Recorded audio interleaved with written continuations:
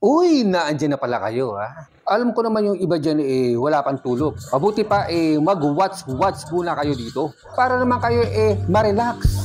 Di yung puro trabaho. Kasi bukas pasok na naman kayo. Kailangan din natin ng ating mga mata ng mga ganitong tanawin. Dito lang yan sa Inuburan Sport Naga City.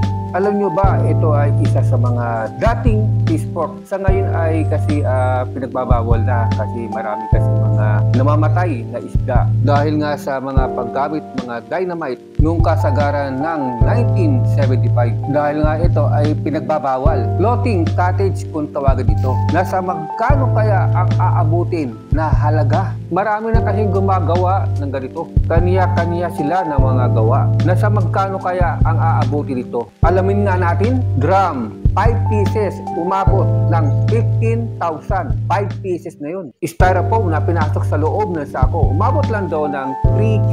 Mahal din 200 number ang sukat ng nylon. 30 kilos, umabot siya ng 12,000. Ang laki Kawayan, inabot ng 16,000. Depende daw yan sa klase. Ito daw kasi na pwede daw ibabad sa tubig alat na hindi binubukbok. Gumawa rin sila na pang-ihaw. Siyempre, hindi pwedeng mawala yan. Lalo na siyempre, lamesa. Trapal sa bubong ay umabot ng 5,000. Lahat-lahat na yan. Sa ngayon nakikita nyo naman ay walang tubig. Low tide. Mamaya pa kasi bago mag-high tide yan, makikita nyo naman. Maya-maya meron na yan. Mga 6 p.m. or 5 p.m. Dinagapos to nila yan o tinatali para daw di mawala sa pwesto. O agusin para daw maglaro sa lubid. Yung iba kasi hindi pa tapos. Ito bago pa lang niya ginagawa. Yung namang iba ay talagang bahay lang talaga. Pagbasta natin itong asong to. Tignan mo Tignan nyo. Talagang iniintay ngayon kanyang amo kasi namimihos yun.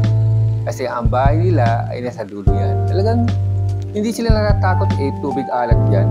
Siguro nakasanayan nila yan. Minsan pa nga naliligo yan Lumalango yan, galing. Lumulusong yan at umaalis sa bahay pag alam niya maraming tao na naliligo kasi nga nabibigyan siya ng mga pagkain. Ang sarap kumain dito. Nako, sigurado malapit na summer na naman.